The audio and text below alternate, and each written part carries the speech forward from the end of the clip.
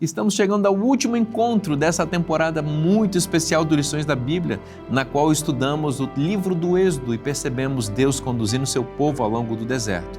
No programa de hoje vamos falar sobre o santuário, a morada de Deus, o local que Deus reservou para habitar no meio do seu povo.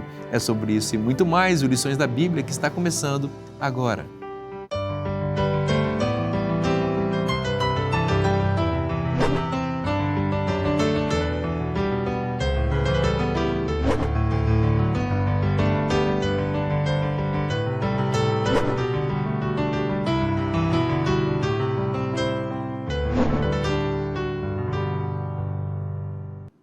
Eu já estou aqui na boa companhia dos meus queridos amigos que estiveram conosco ao longo de toda essa temporada e eu tenho profunda gratidão a Deus pelo privilégio que tivemos de estudar com eles, esses amigos, e com vocês ao longo desses 3 meses.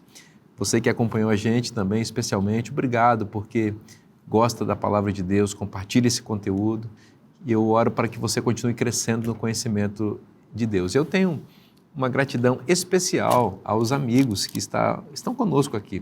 Não é fácil, sabe, gente, sair das atividades, fazer às vezes longas viagens para estar aqui nesse período com o único objetivo de abençoar vidas com a palavra de Deus. Então, pastor Ezinaldo, minha palavra de realmente gratidão a você. A sua contribuição foi preciosa aqui ao longo dessa temporada. Certamente os nossos telespectadores, aqueles que acompanham Lições da Bíblia, estão muito felizes com o que aprenderam com você. Que Deus abençoe muito seu ministério, a sua família, o seu trabalho ali como professor de teologia no NASP e que os frutos do seu trabalho aqui e onde você for sejam colhidos na glória.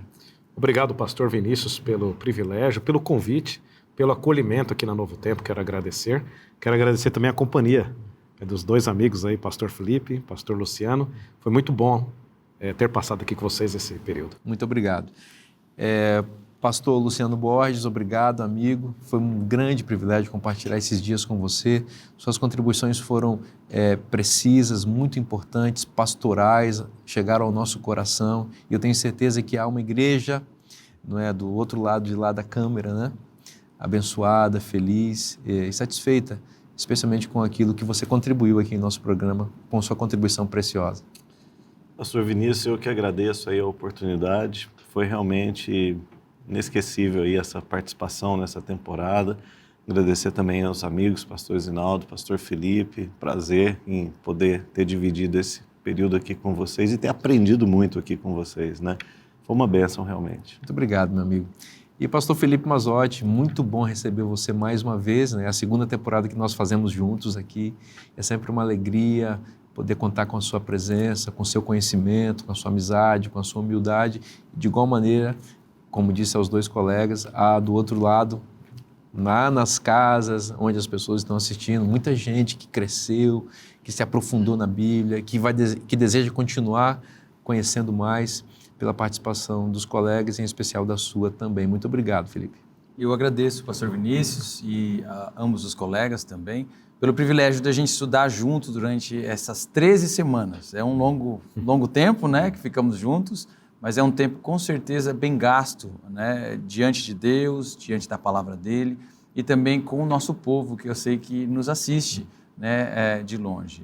A palavra de Deus é uma bênção e espero que ela tenha transpassado aí a telinha, né, como uma bênção também para a casa daqueles que nos assistiram. Não tenha dúvida. Muito obrigado. Pastor Ezinaldo, última oração do trimestre é contigo. Ok, vamos orar então. Oremos. Amado Senhor, nós queremos lhe agradecer porque ao longo dessas 13 semanas estivemos estudando o teu evangelho no livro de Êxodo, podemos dizer assim. No livro de Êxodo, nós aprendemos sobre a sua santidade, sobre a sua graça, a sua misericórdia, a sua aliança, o seu chamado e, acima de tudo, sobre o evangelho de Jesus Cristo. A cruz do Calvário podemos ver aqui no livro de Êxodo através do sacrifício do Cordeiro. Chegamos agora a essa última lição. Oramos para que teu Espírito continue nos dirigindo e que a sua palavra possa entrar no nosso coração. Em nome do Salvador oramos. Amém. Amém. Muito obrigado, meu amigo. Chegamos à última lição e nessa lição nós vamos enfocar um tema muito importante. Antes, porém, de nós entrarmos especificamente no tema, eu gostaria de me dirigir aos nossos telespectadores, amigos queridos que acompanham o programa Lições da Bíblia. Você sabe que o Lições da Bíblia é um programa feito a partir do nosso guia de estudos. Nós estamos concluindo uma temporada. Na semana que vem já temos uma nova temporada com novos participantes aqui à mesa e com um novo guia de estudos, com um novo tema. E eu queria convidar você a ter esse guia de estudos para você acompanhar. Nós vamos estudar o livro de Josué. E se você deseja adquirir esse guia de estudos, ele está disponível no site lições.cpb.com.br. Pastor Isinaldo, nós estamos chegando ao final aqui, como eu disse, e nós vamos concluir com chave de ouro. Por quê? Porque nós vamos nos concentrar em duas dimensões da realidade que são muito bem atendidas no livro do Êxodo e na Bíblia como um todo, né?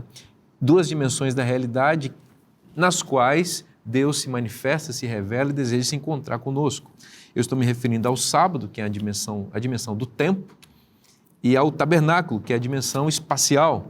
Veja que Deus ele reservou dois elementos fundamentais da realidade nos quais ele marca território para ter encontro conosco. Um dia na semana e um espaço no tempo, né, que é o tabernáculo. O tema do santuário, que é esse 13º tema aqui do nosso guia, o tabernáculo, assim como nós já falamos em uma lição anterior, é o tema central para Israel e também para a Bíblia e para nós, o tema do tabernáculo. O santuário é o centro de teologia, é o centro teológico, o centro doutrinário, bíblico, podemos dizer assim. E é interessante o capítulo 35, que é o capítulo que vai tratar sobre o assunto, aqui nos versículos de 1 a 3, os versos 4 em diante, Deus vai dar ordens para Moisés de como fazer o tabernáculo. Aí nós vamos desde o capítulo 35, verso 4, até o capítulo 40, até o final do livro, onde Moisés ele vai inaugurar o tabernáculo. Só que antes de Deus dar essas regras, essas minuciosas regras sobre como fazer o tabernáculo, nesses 3 primeiros versos do capítulo 35, Deus fala sobre o sábado. E a pergunta que fazemos é por que o sábado está sendo introduzido aqui? Por que o sábado serve de introdução a esse assunto final do livro de Êxodo, que é do tabernáculo? Eu quero convidar aos amigos a lerem comigo Êxodo 35, versos de 1 a 3. Nós temos aqui uma palavra muito chave, mas vamos ler desde o verso 1. Tendo Moisés convocado toda a congregação dos filhos de Israel, disse-lhes: são estas as palavras que o Senhor ordenou que se cumprissem. Trabalhareis 6 dias, mas o 7º dia vos será santo. O sábado do repouso solene ao Senhor. Quem nele trabalhar, morrerá. Não acendereis fogo em nenhuma das vossas moradas no dia do sábado. A pergunta fica, por que Deus, através de Moisés, introduz o tema do sábado aqui? Pela primeira vez no livro de Êxodo, o tema do sábado está atrelado ao decreto de morte. Há uma penalidade aqui. Por exemplo, quem nele trabalhar, morrerá. A palavra trabalhar aqui é a palavra-chave, a palavra melahar. Nós temos um amigo em comum, o pastor André Vasconcelos, muito amigo, que está justamente fazendo uma pesquisa sobre esse trabalho, né, sobre esta palavra. Mas o interessante é que a partir do verso 4, quando entra aqui as especificações da construção do santuário, há uma outra palavra também que se repete bastante. É a palavra assar, que é fazer.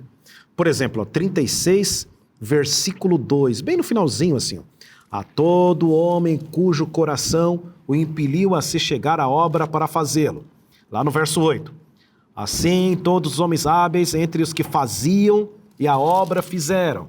E assim sucessivamente. Por exemplo, o capítulo 36, ainda verso 20. Fizeram. Verso 24. Fizeram. Verso 28. Fizeram. Lá no capítulo 37. Fez.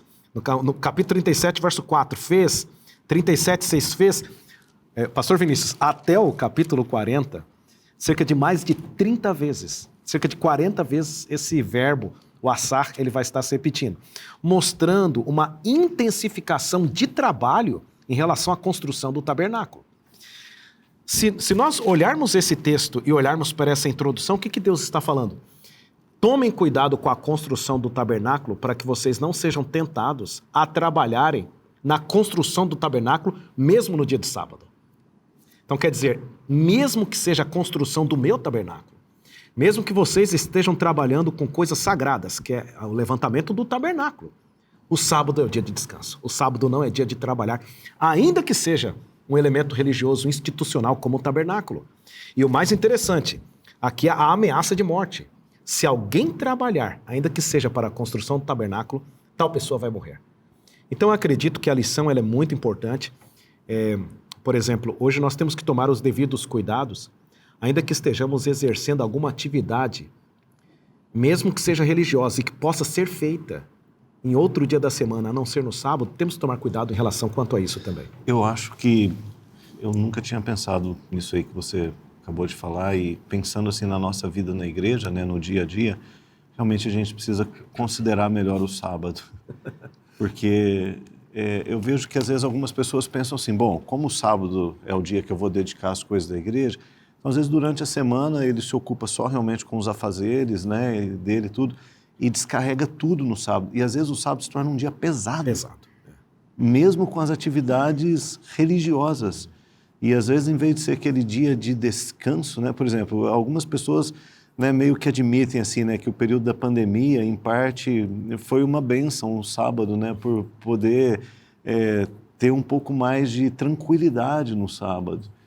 Eu acho que essa percepção aí do sábado em relação ao serviço também religioso, ou aquilo que está ligado à religião, precisa ser considerado.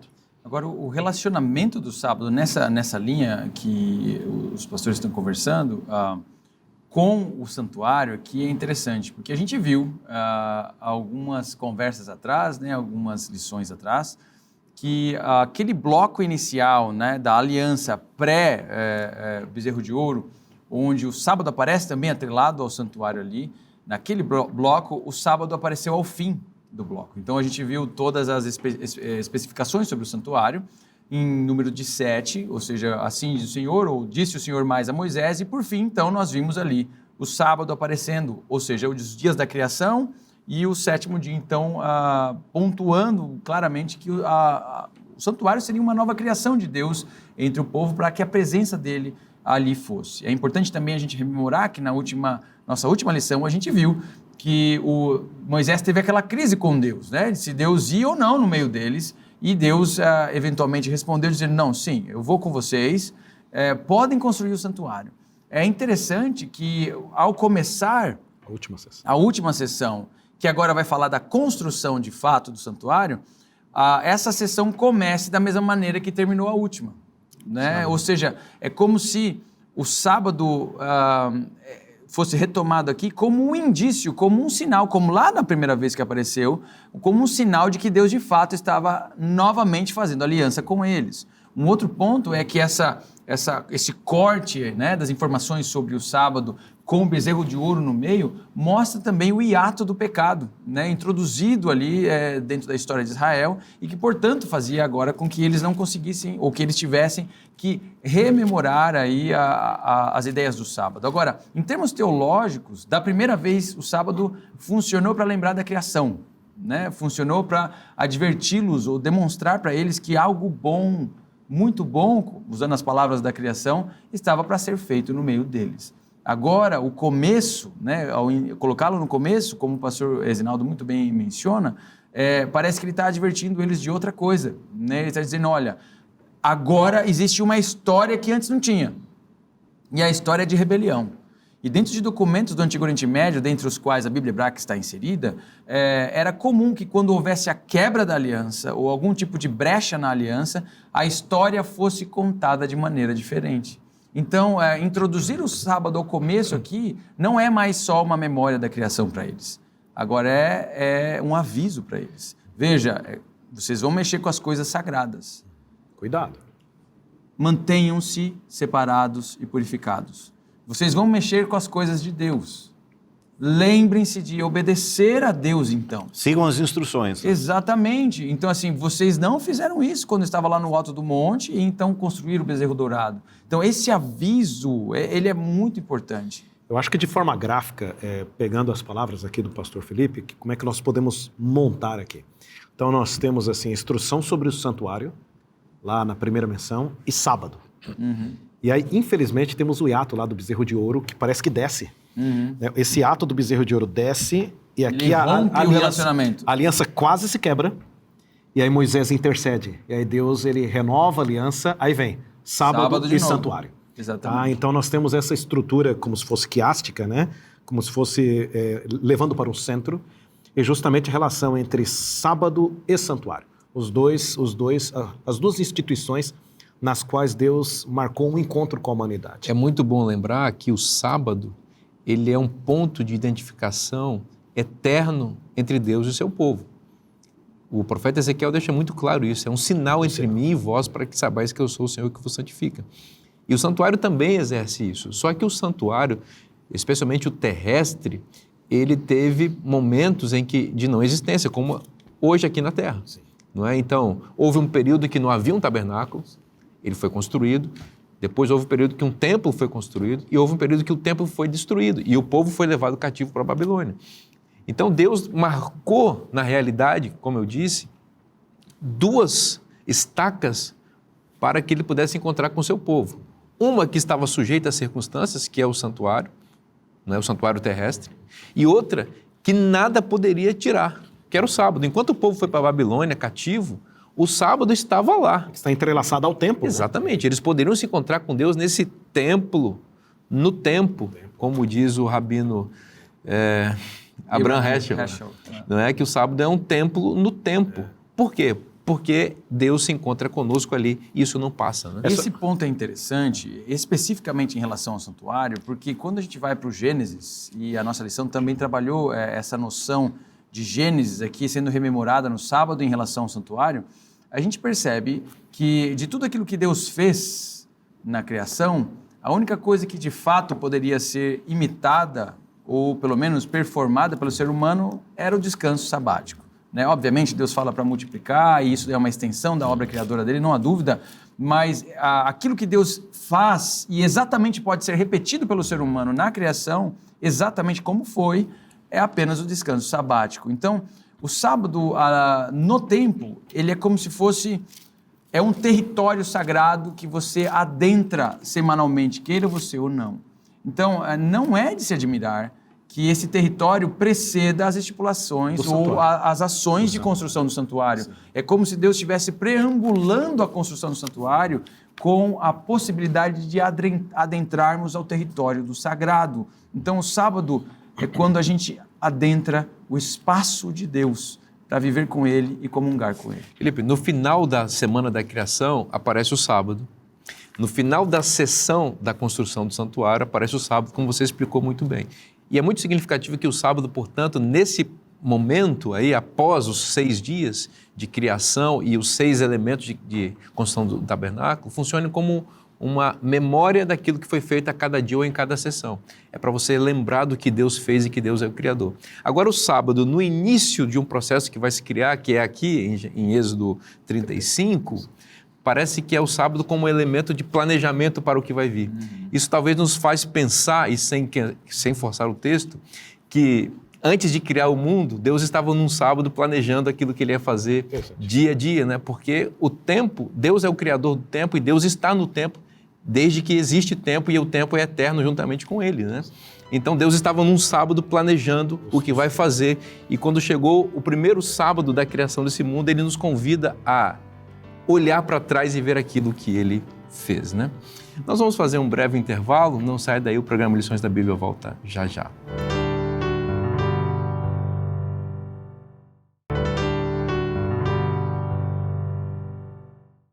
Estamos de volta agora para o segundo bloco do programa Lições da Bíblia. Vamos falar sobre o Espírito Santo. O Espírito Santo é quem conduziu e deu sabedoria para a criação do tabernáculo, que é o tema da lição dessa semana. E o Espírito Santo está em atividade constante, abençoando a vida do povo de Deus, escrevendo a lei de Deus no nosso coração, nos convencendo do pecado, da justiça e do juízo, o grande substituto de Jesus Cristo aqui na terra, o nosso paracleto, advogado, como Cristo nos disse. E é pensando nisso que aqui a Novo Tempo oferece a você o guia de estudos, o Espírito Santo, o Deus dos bastidores, né? A ideia, a pessoa divina, né? Dos bastidores, né? A ideia de que Deus está trabalhando, conduzindo nossa vida. Nessa lição você vai entender os aspectos da divindade, da terceira pessoa, da trindade, né? Vai entender como essa personalidade está ativa, plenamente ativa para nos levar à salvação e vai ver outros elementos muito importantes desse tema muito importante, esse tema que é essencial nas Escrituras, né? Então, pastor Vinícius, eu quero essa revista, preciso dela, como faço? Só você mandar uma mensagem para o WhatsApp que está aparecendo agora na sua tela e você vai receber sem custo nenhum esse material como um oferecimento de Anjos da Esperança. Não perca tempo, faça agora mesmo o seu pedido e seja abençoado com essa temática tão importante. Vamos retomar de onde paramos? Estávamos falando um pouquinho sobre o sábado no bloco anterior e tem um aspecto também do relacionamento de Deus e a humanidade. E a Bíblia diz que o verdadeiro amor lança fora o medo, eu poderia dizer dessa maneira, e o pecado introduziu o elemento do medo, o que afasta o ser humano de Deus. Né? Sim, não há dúvida. Esse é um ponto que a nossa lição nos levou a refletir em relação ao santuário.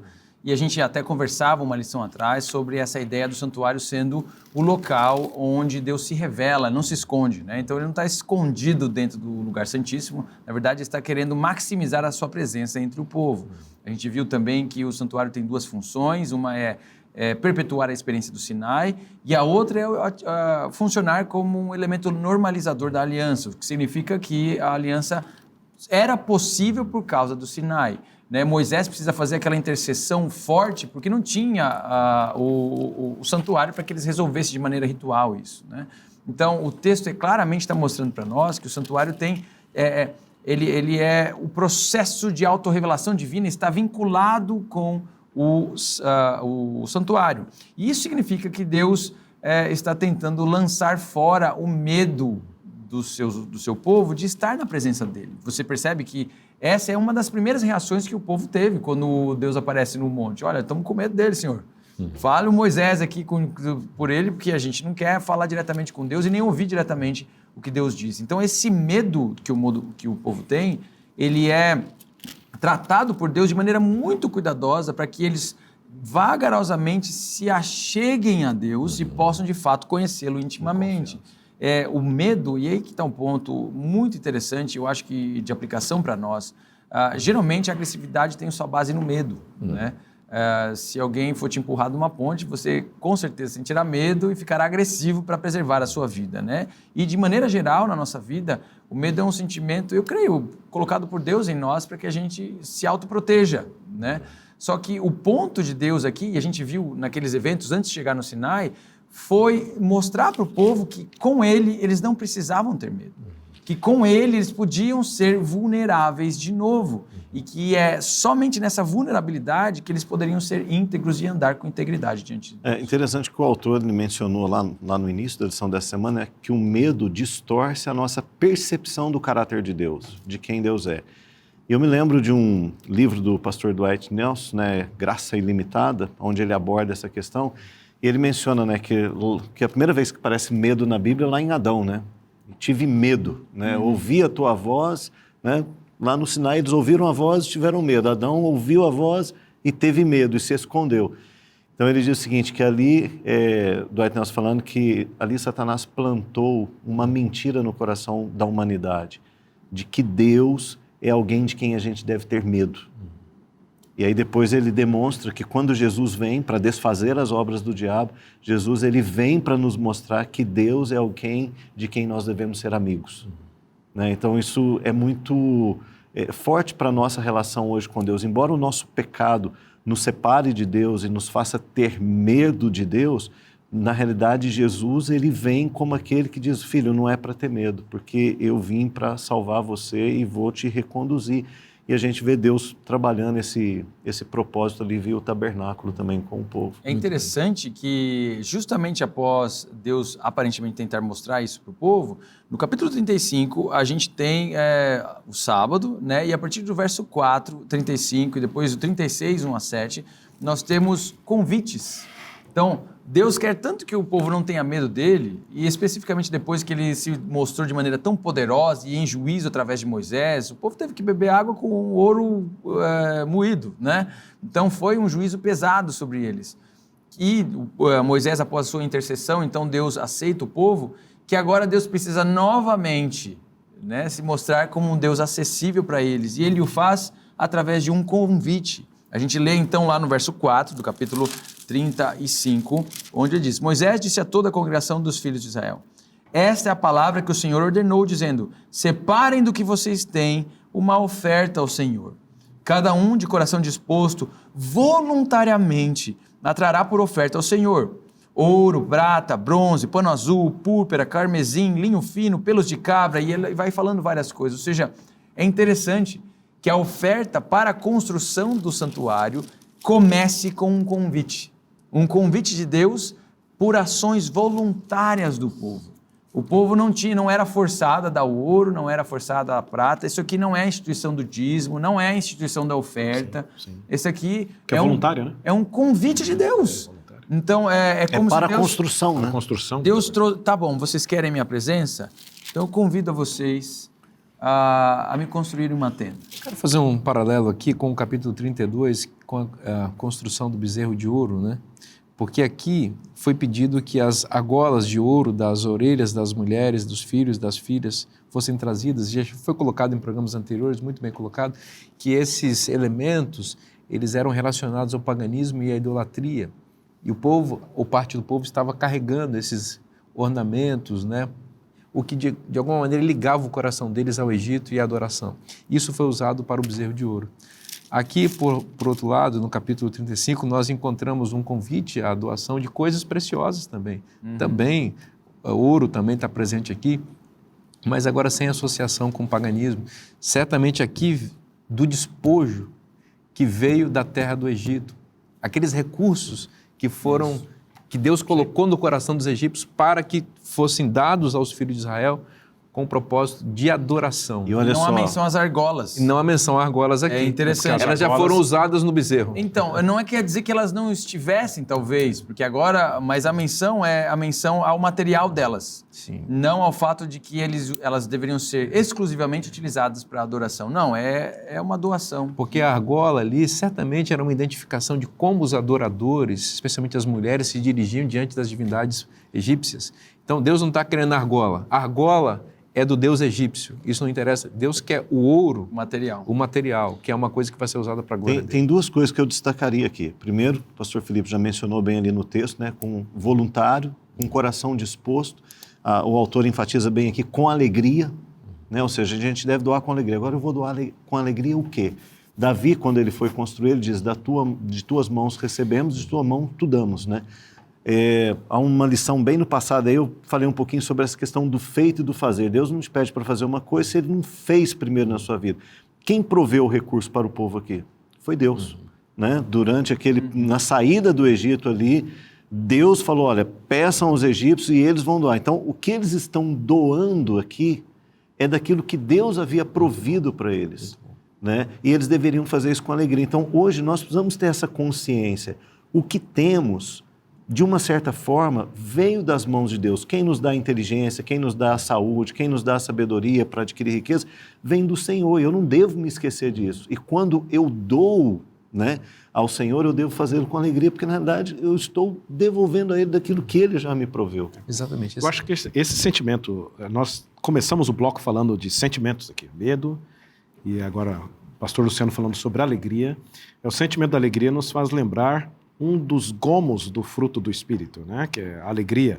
Gálatas capítulo 5, versículo 22, 23, né? Fala que um dos gomos do fruto do Espírito é a alegria.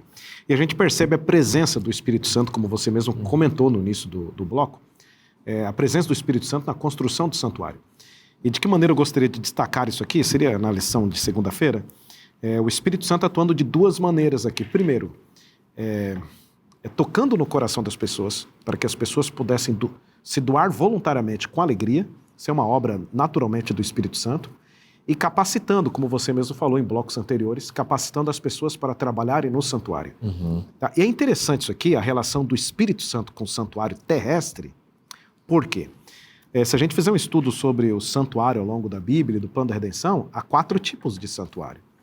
Tá? Aqui no livro de Êxodo apresentam-se 3 ao menos. É o santuário terrestre, que segue o modelo do santuário celestial. Então, os 2 aqui já estão mencionados. Depois, um santuário do elemento tempo, que é o sábado. Mas lá no Novo Testamento, o Antigo Testamento também trabalha sobre isso, tem um santuário chamado corpo. O nosso corpo é templo do Espírito Santo. Então, é interessante que o Espírito Santo ele vai trabalhar nos 4 santuários, vamos dizer assim. Em relação ao santuário celestial, como é que o Espírito Santo trabalha? em conjunto com a purificação que Jesus faz hoje no santuário celestial lá em cima. Jesus purifica o nosso santuário aqui. Então é muito interessante a relação do Espírito Santo em relação ao santuário, especificamente aqui ao santuário. Tem mais uma coisa que eu gostaria de destacar aqui dentro da fala do pastor Isnaldo, é o seguinte, nessa questão dos dons, eu achei muito legal o autor ter linkado o dom com o fruto. Porque, por exemplo, lá eles tinham que cumprir uma tarefa, a construção. Hoje, na igreja, nós também temos uma tarefa, mas a nossa tarefa é desenvolver pessoas à semelhança de Cristo, o templo vivo, né? Então, às vezes, uma pessoa na igreja, por exemplo, ela pode ter muita habilidade para fazer uma coisa, mas importa que ela tenha amor para com as pessoas que estão ao seu redor, importa que ela tenha paciência, bondade, importa que ela faça o exercício do dom dela com alegria, porque a gente não está apenas focado no cumprimento de uma tarefa, mas no desenvolvimento de uma igreja para refletir o caráter de Jesus, para ser semelhante a Ele, que são os frutos, ou o fruto do Espírito aqui. O Espírito Santo tem uma atuação dupla, né? Ele tem uma atuação ética por meio do fruto do Espírito, promovendo as virtudes de Cristo em nós, e uma atuação, vamos chamar assim, missionária, ao desenvolver o dom ou os dons do Espírito que nos enchem de habilidades para o cumprimento da missão. No entanto, as duas dimensões estão muito bem relacionadas porque é o fruto do Espírito e a sua dimensão ética é que enche de poder as habilidades que o mesmo Espírito deu. Então, uma pessoa que sabe falar bem, uma pessoa que tem habilidades para fazer coisas para a igreja, essas habilidades elas tomam um brilho todo especial e se enchem de significados quando elas são proferidas ou feitas por pessoas que têm as virtudes morais do Espírito Santo. Altruísmo. Isso torna poderoso. Dá muita credibilidade. Dá credibilidade e confiança. Né? O altruísmo faz brotar, né? Que é o que nós estamos Então não adianta nada você falar muito bem, mas você não ser uma pessoa, não ter o fruto do cheio Espírito. do Espírito. Porque você vai ser egoísta, vai puxar para si a glória e não vai resultar em salvação de vida. Eu acho interessante que entre os capítulos 37 e 38, ou então fazendo uma digressão do 38 para o 37, gostaria de falar de 3 móveis aqui. Esses 3 móveis, eles vão tratar sobre o tema da lição de terça-feira. Ok. Então, por exemplo, vamos começar do 38 e vamos digredir aqui, para o 38 e para o 37. O primeiro móvel é o altar do holocausto. Tá? O altar que ficava exatamente no pátio. Nesse altar do holocausto, ele funcionava todos os dias e nos 2 períodos do dia. Justamente o sacrifício do animal ali, ele era oferecido um sacrifício pela manhã e um sacrifício à tarde. Tá? Então, o altar do holocausto. O outro altar, ele está no 37, verso 25. É o anterior que se fala aí. Né? Então, é o altar de incenso. Então, estamos no pátio, no altar do holocausto. Estamos no pátio. Agora, vamos abrir o véu e vamos entrar no primeiro compartimento do santuário, que é o lugar santo, que é o altar do incenso, que também funcionava todos os dias. Onde o sacerdote, ele aspergiria o sangue do animal que foi morto lá fora e também queimaria o incenso. Então, uma obra diária aqui. E o outro altar também está aqui no 37, que seria dos versículos 1 até o verso 9, mas especificamente os versos 6 a 9, que é justamente a tampa da arca, que seria o propiciatório, né? Que ali, esse altar já não funcionaria todos os dias, apenas um dia, uma vez ao ano, que é justamente o trabalho que o autor da lição colocou aqui, que seriam exatamente os 2 serviços que ocorriam no santuário. Um serviço diário e um serviço anual. Talvez alguns possam perguntar assim, mas por que toda essa quantidade de sacrifícios? Não? Talvez não bastasse apenas um sacrifício no dia. Por que 2 sacrifícios? Um de manhã e outro à tarde, e ainda o serviço anual. Primariamente, isso aqui está nos demonstrando a necessidade que a pessoa tem de Jesus Cristo, a necessidade que a nação teria do plano da salvação e do Messias. Na verdade, o santuário era uma forma visual de Deus explicar para a nação de Israel o plano da redenção. Então, não somente uma vez ao ano, não somente uma vez ao dia, mas ao longo de todos os dias nós precisamos da graça do Cordeiro morto na cruz do Calvário. E o santuário ele acabava adjudicando os pecados da nação, né? A gente sabe que o serviço diário era responsável pela absorção dos pecados por conta da estrutura do santuário. E o serviço anual pela expulsão, ele expelia, né? A gente percebe que o próprio uso do sangue no serviço diário começava de fora para dentro, do altar de fora e, de certa maneira, trazendo os pecados para dentro. Já dentro do santuário, do serviço do dia da expiação, era de dentro para fora. Então, ele começava de dentro ou seja, indicando o movimento do pecado acompanhando o sangue. Então, isso é de extrema importância, porque a Arca da Aliança, que é o móvel que representa a presença de Deus, nós vimos que eles viram o trono de Deus em cima da plataforma, né? A Arca da Aliança era compreendida de diversas maneiras dentro do texto bíblico. Ela era compreendida como o trono de Deus, ela poderia ser compreendida como a própria presença divina, ela era utilizada como um estandarte de guerra, ela era elevada na guerra, ela era associada com uma tenda própria, ela era o receptáculo da lei, e é muito interessante que em vários textos do Antigo Testamento ela é descrita como o escabelo para os pés do Senhor, ou seja, era a ideia de que ela funcionava como um pequeno banco, como os reis tinham, onde os pés de Deus repousavam, pressupondo que ele de fato estava sentado em seu trono em um outro lugar. Muito legal. Então, o que nós estamos vendo é que a arca trazia de maneira efetiva a presença de Deus que Moisés tinha pedido, que retornasse para a presença e para o meio do povo. Perfeito. Excelente, excelente. Nós vamos fazer um rápido intervalo agora, não sai daí, o programa Lições da Bíblia volta já já.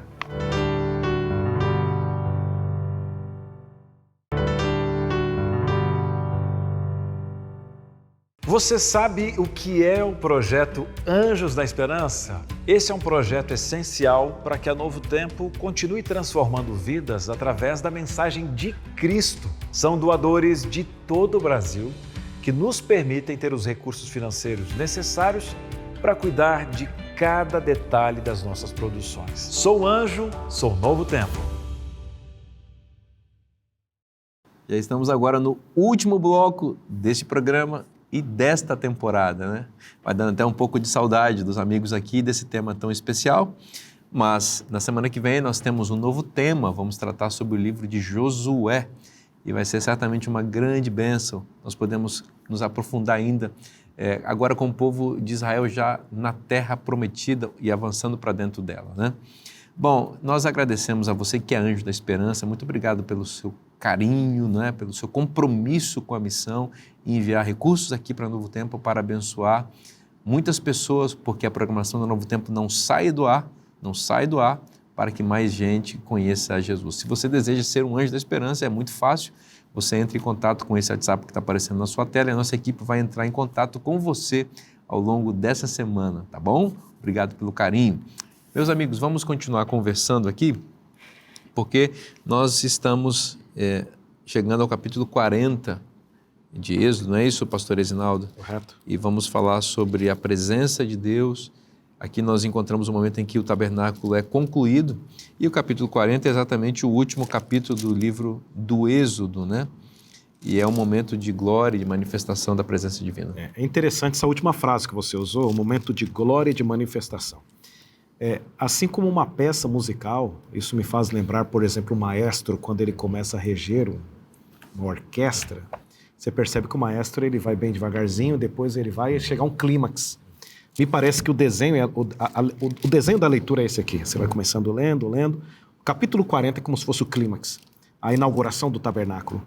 E é interessante os verbos que são usados e a repetição de palavras aqui, a repetição de palavras usada aqui, me faz lembrar Gênesis 1, né, a conclusão da semana da criação. Inclusive, os mesmos verbos são usados aqui no capítulo 40, no versículo 31. Ó, nela, Moisés, Arão e seus filhos lavavam as mãos e os pés, falando da pia ali, quando entravam na tenda da congregação e quando se chegavam ao altar, segundo o Senhor ordenara a Moisés. Aí, momento final. Ó. Levantou também o átrio ao redor do tabernáculo e do altar e pendurou o reposteiro da porta do átrio. Aí vem um parágrafo final. Assim Moisés acabou a obra. Então, isso aqui está me fazendo soar, Gênesis, capítulo 1, verso 31. Viu Deus tudo quanto fizera, e eis que era muito bom, ouvi tarde de manhã o sexto dia. Assim, pois, foram acabados os céus e a terra e todo o seu exército. E o clímax da semana da criação em relação ao sábado. E a gente percebe um clímax aqui também em relação ao tabernáculo, a doutrina, ao tabernáculo, a construção do santuário. Então, mais uma vez, o livro de Êxodo, ele vai retomar o tema da criação de Gênesis 1.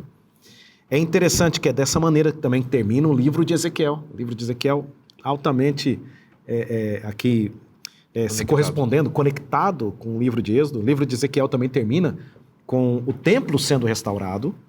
E o interessante é que a última última perícope, a última unidade, a última seção aqui do capítulo 40, é a glória de Deus enchendo o tabernáculo, né?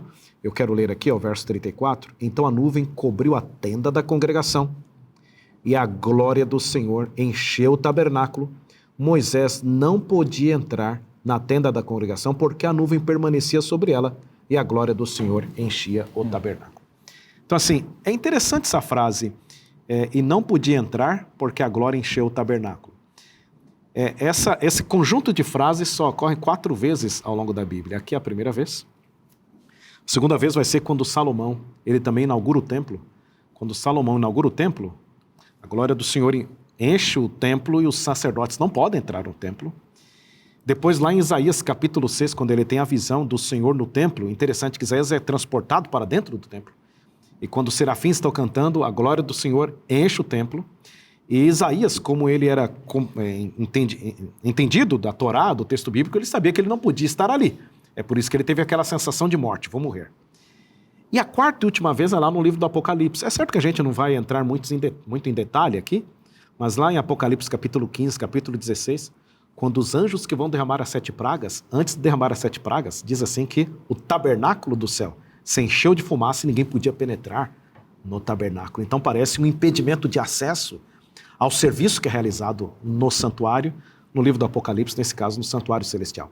Então me parece que essa frase aqui seria uma chave interpretativa para o que vai acontecer mais à frente. É a ocupação do santuário, né? A ocupação da casa, né? O Senhor veio e tabernaculou com eles, né? Então ele entrou em casa e agora as regras dele passam a valer dentro daquela casa. A gente percebe que a essência do livro de Êxodo, nós vimos desde o faraó, né? Leis lá de trás. Quem é o Senhor para que me deixe sair o seu povo, os filhos de Israel? Então a ideia de quem é Deus? Quem é Deus? Moisés perguntou para ele, qual que é o seu nome? Quem é o Senhor? Me mostra a tua glória, né? Então o que nós estamos vendo é a materialização final disso aqui. Deus, de uma vez por todas, se desvela diante do povo. Novamente, o santuário não é uma descrição de um Deus escondido, é um Deus que se desvela, que se mostra, que mostra quem ele é. E a gente vê a materialização disso aqui através da sua presença, né? É interessante também que no capítulo 40, verso 37, nós temos uma informação muito interessante. O pastor Esinaldo leu parte desse trecho aqui. O verso 36 continua. Quando a nuvem se levantava de sobre o tabernáculo, os filhos de Israel seguiam adiante em todas as suas jornadas. Se a nuvem, porém, não se levantava, não seguiam adiante até o dia em que ela se levantava. De dia a nuvem do Senhor repousava sobre o tabernáculo, e de noite havia fogo nela, à vista de toda a casa de Israel, em todas as suas jornadas. É interessante essa nuvem que os acompanha agora. A gente percebe que Moisés clamou por isso aqui. Ele pediu, Senhor, eu não vou se o Senhor não for. Como é que eu vou sem o Senhor? Né? Depois do bezerro dourado, a intercessão dele era especificamente por esse tipo de manifestação, de que o Senhor pudesse novamente ir no meio deles e de que o Senhor pudesse acompanhá-los na jornada. É só depois que eles conseguem entender quem Deus de fato é e a sua presença se manifesta de maneira perene diante dele, no meio deles, é que a jornada agora pode acontecer. Ou seja, não se trata apenas do destino, se trata também do caminho. Deus não está só preocupado com o final da caminhada, que é chegar em Canaã. Ele está preocupado com a natureza da caminhada durante o processo de chegar em Canaã. Não se trata em chegar no local para encontrar Deus, afinal. Se trata de andar com Ele durante todo o caminho. O que nós estamos vendo aqui, e o ponto de Moisés era esse, Senhor, eu não vou entrar numa terra para só encontrar o Senhor lá. Eu queria já começar a andar com o Senhor agora. E essa é uma realidade muito importante que nós encontramos em Cristo Jesus. O céu não é só quando chegar lá, né? Exatamente. Já começa aqui. É a caminhada até chegar lá. Por isso que Jesus é o único elemento do céu que nós temos acesso. Eu, quando prego sobre isso, eu digo, olha, como é que a gente pode ter saudade de uma coisa que a gente nunca viu? Como é que você tem saudade do céu, né? A gente fala de ter saudade do céu. Algumas músicas nossas falam disso, né? De ter saudade do lar, ou saudade de algo o céu é aqui. Longe, o céu é aqui. Mas a gente não conhece o céu, a não ser através da presença perene de Cristo em nós. Esse texto, ele me traz uma memória afetiva. A gente falou tanto de memorização, né? Porque nessa minha caminhada ministerial aí de mudanças para lá e para cá, é sempre a história que a gente contou para os nossos filhos, quando eles todos eram menorzinhos, né? Olha, a nuvenzinha levantou, é hora de mudar, é hora de seguir. E essa questão de estar na caminhada com Deus realmente faz toda a diferença na nossa vida, né? Não é só a esperança lá do céu, é a certeza de que a gente já vai com Ele. Como o pastor Zinaldo mencionou esses dias atrás, aí, né? A minha presença irá contigo para te fazer descansar. Olha que coisa extraordinária, né? Na vida de Moisés. O descanso dele era a presença de Deus. Não é à toa que o Novo Testamento apela para essa mesma ideia aqui na figura de Cristo. Nós vimos, inclusive, a quinta-feira, né? Sim, Praticamente o penúltimo dia de todo o trimestre aqui, em que nós estudamos especificamente sobre isso, né? Lá em João, e a gente já foi a João em uma conversa anterior, várias conversas anteriores, mas lá em João você tem essa ideia clara, né, de Cristo tabernaculando entre nós. Nós somos a João, capítulo 1, verso 14, né, que fala especificamente dessa ideia. Na verdade, João capítulo 1 está mencionando, está aludindo a vários aspectos de Êxodo, né? A gente viu há pouco tempo sobre a glória e bondade, né? Exato. Mas aqui no verso 14, especificamente do capítulo 1, nós vemos essa menção ao tabernáculo. E o verbo se fez carne e tabernaculou entre nós. Skeno, né, no grego. Provavelmente, então, traduzindo especificamente o Shachan, aqui o Shachan, é Deus habitando, armando a sua tenda entre nós. Essa observação é importante, porque, de fato, se ela responde o pedido de Moisés lá atrás, ela continua a autorrevelação de Deus através do santuário. Agora através de Cristo. 4 palavras-chave aí, né, pastor Felipe? Habitou, graça, verdade e glória.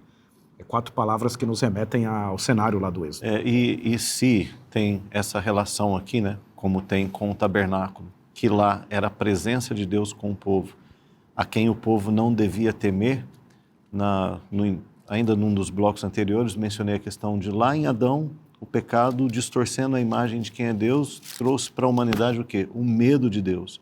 E agora Jesus vem, por exemplo, no cântico de Zacarias, quando ele fala, né, do nascimento, ele diz assim, olha, de conceder-nos que livres das mãos de inimigos o adorássemos sem medo. Quer dizer, assim como lá no passado Deus livrou a Israel do Egito e o levou para que o adorasse sem medo, vem Jesus para nos livrar de Satanás e principalmente de sua mentira, que é o medo, de que devemos ter medo de Deus para que a gente possa servir a Deus sem medo. O apóstolo João escreveu isso em uma das suas epístolas, a primeira epístola de João. O verdadeiro amor lança fora o medo. Exatamente. E outra, imagine o povo de Israel no Egito ou o povo de Judá na Babilônia. Eles, fiéis a Deus, queriam adorar, mas estavam debaixo de opressores, tiranias. Na Babilônia especificamente, né, havia um decreto contra Daniel que impedia de orar a Deus. E a adoração, portanto, era cercada pelo medo, né? Mas chegar em Canaã significa ter um espaço totalmente livre para adoração. E a experiência do santuário, esse texto que você se referiu aí em Lucas, que é referência ao tabernáculo Cristo, né? Que Cristo é um tabernáculo, armou a sua tenda entre nós, é exatamente para que nós possamos adorar sem nenhuma barreira, sem ninguém dizer, não é certo fazer isso, você não pode fazer isso. Então, hoje nós somos convidados a viver essa realidade, já antecipando aquilo que nós vamos viver na pátria celestial, quando a adoração vai ser o modo natural da vida, né? Nós estamos treinando para isso agora. Exato, parece que o êxodo típico, né, ele aponta para um êxodo muito maior, para uma retirada de uma escravidão do mal, da escravidão desse mundo muito maior do que o Egito foi, para a retirada do mal de dentro de nós de uma maneira muito mais perene, prolongada e definitiva do que as decisões que o santuário daquele momento típico podiam dar para o povo. Ou seja, Cristo não é só o santuário, ele também é o cordeiro, ele também é o advogado, ele também é o sumo sacerdote. Ele está em cada um dos detalhes daquilo que o Antigo Testamento apontava no santuário. Por isso que Hebreus vai dizer que através dele a gente pode agora entrar confiadamente junto ao trono do Pai. Ou seja, a ideia é que Cristo abriu, escancarou o santuário para que nós adentremos nele. Também não é à toa que essa mesma ideia ou essas mesmas características são atreladas à Nova Jerusalém.